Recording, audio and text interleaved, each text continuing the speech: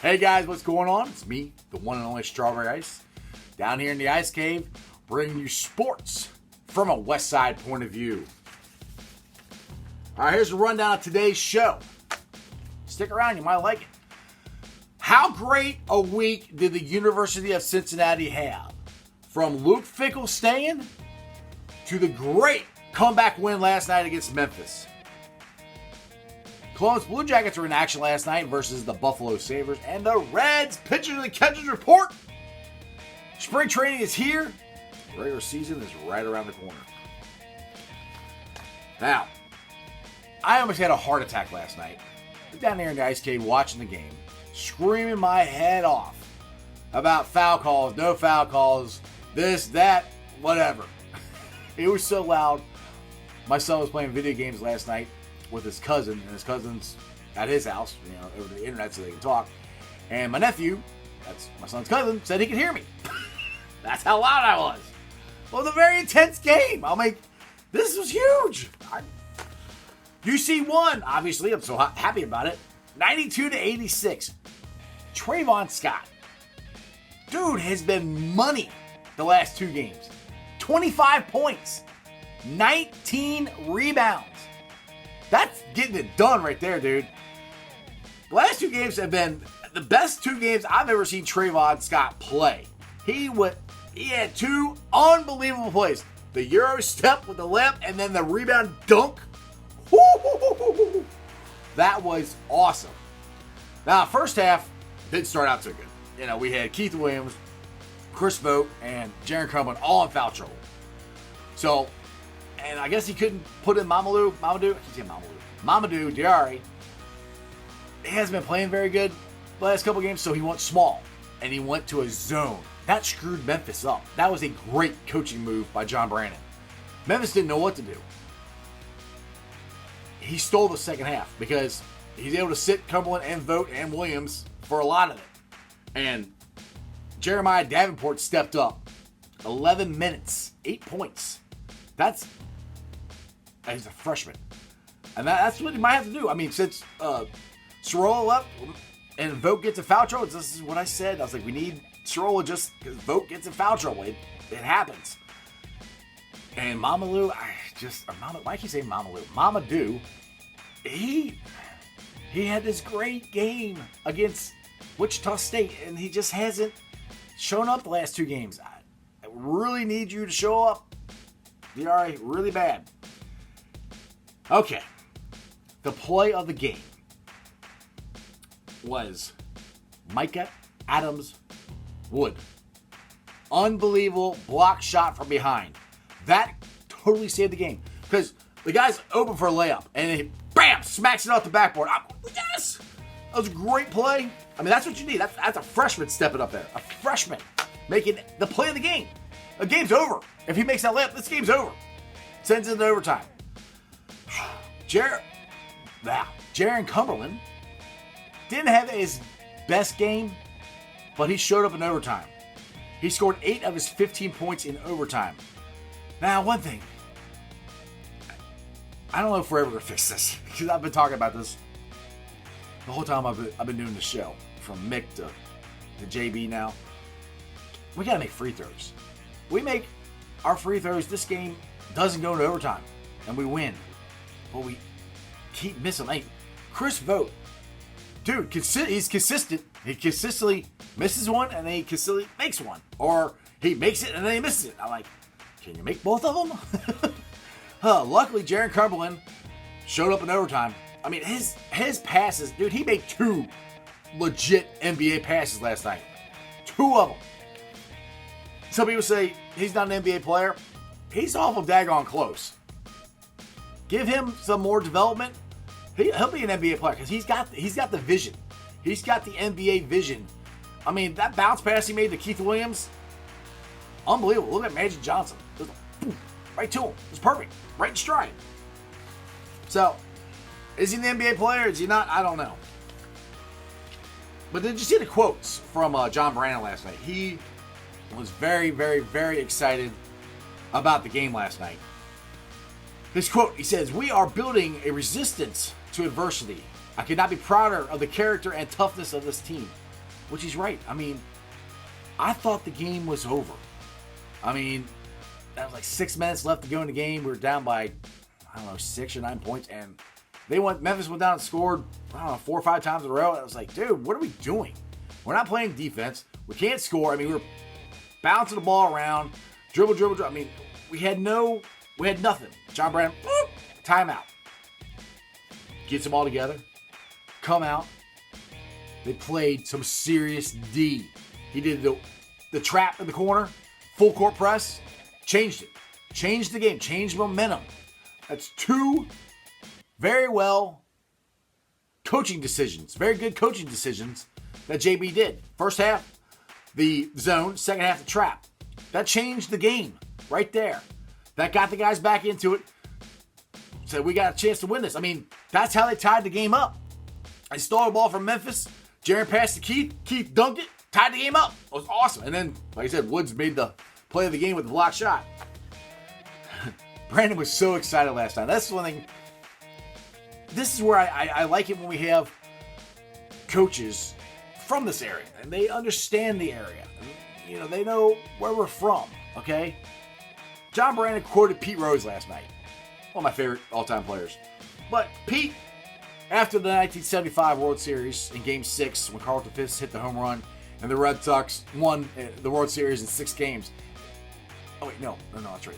The Reds won it in 7 games. But anyway, the Red Sox did win it in 6, or won Game 6.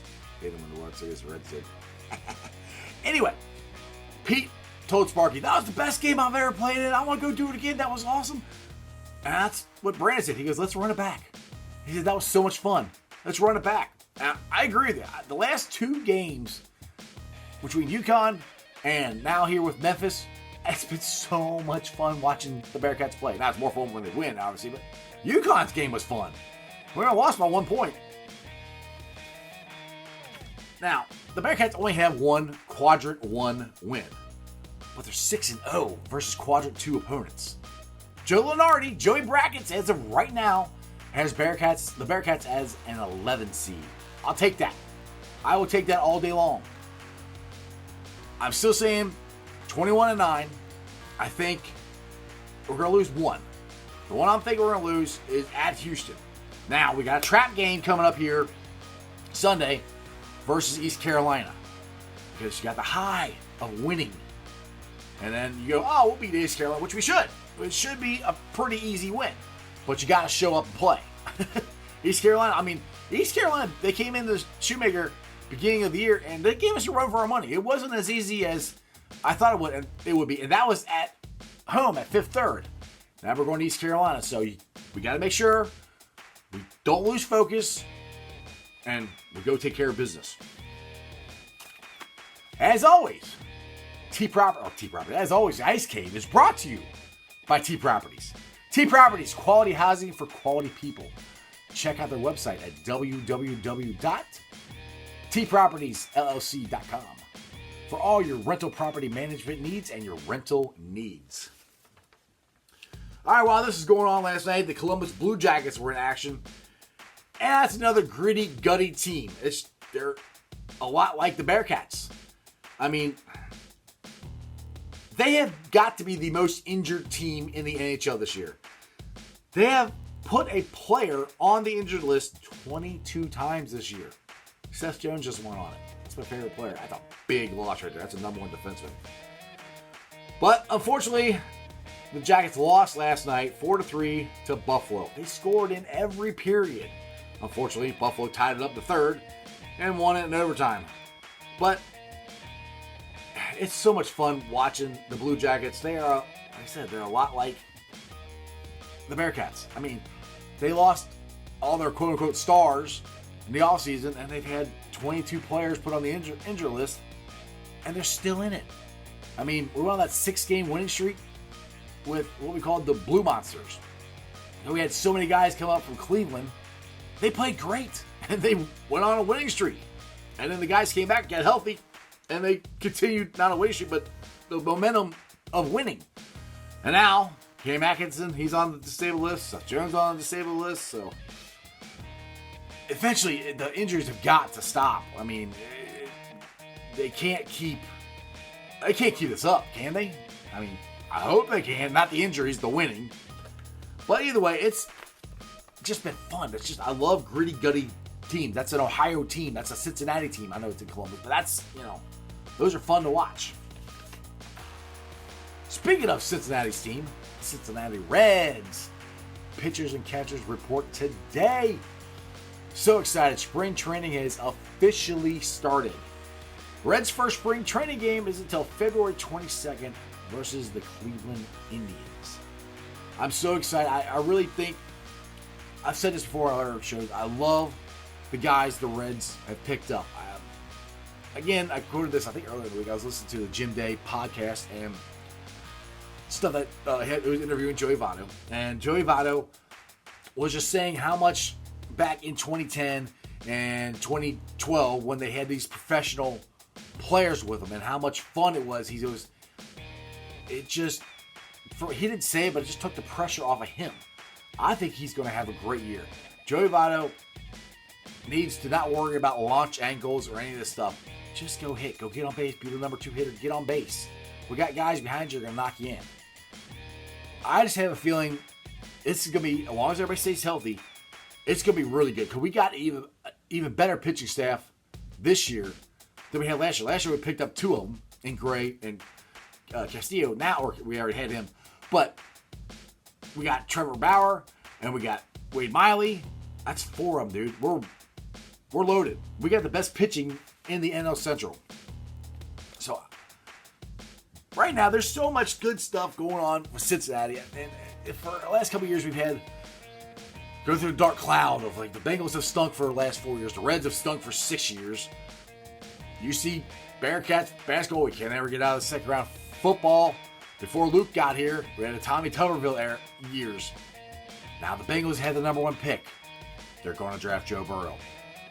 The Bearcats football team, Luke Fickell decided to stay. That's awesome. The Reds went and spent all this money and got these great players. Now, I know you spend all this money doesn't mean they're going to win, but they got better players. It's going to help.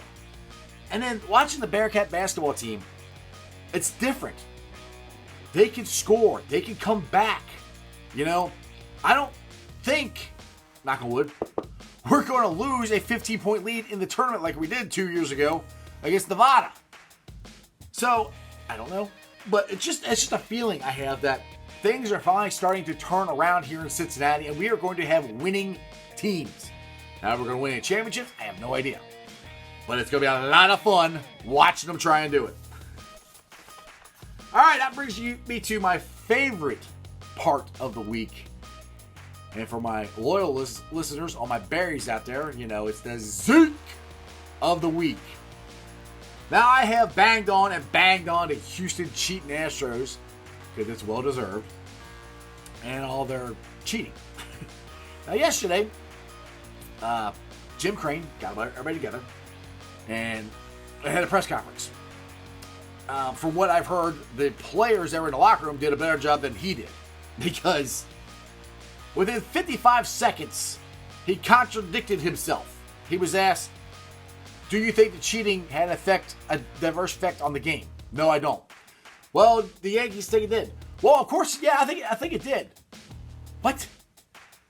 Dude, you can't even... You're the one supposed to be in charge, man. You're the one, shouldn't the owner be the one that actually says it right or says it how he wanted it to come out? Not contradicting yourself and sounding like, sorry, an idiot. And within 55 seconds. I mean, he was completely unprepared for a press conference that he called. He's the one that called it, and he's totally unprepared for it. How? Because he's done so good on the other press conferences. When he fired the manager, fired the general manager, I had no problem with those. He's hiring Dusty Baker. I like Dusty Baker, by the way. He did great on those. How could he screw the most important one up of how you're supposed to, quote unquote, apologize or maybe explain or something, and you contradict yourself in 55 seconds? Jim Crane, you are my Zeke of the week. Well, it's a Friday. The weekend is coming tomorrow. Not tomorrow, Sunday. UC versus East Carolina. A very exciting game. Make sure you like, subscribe, share.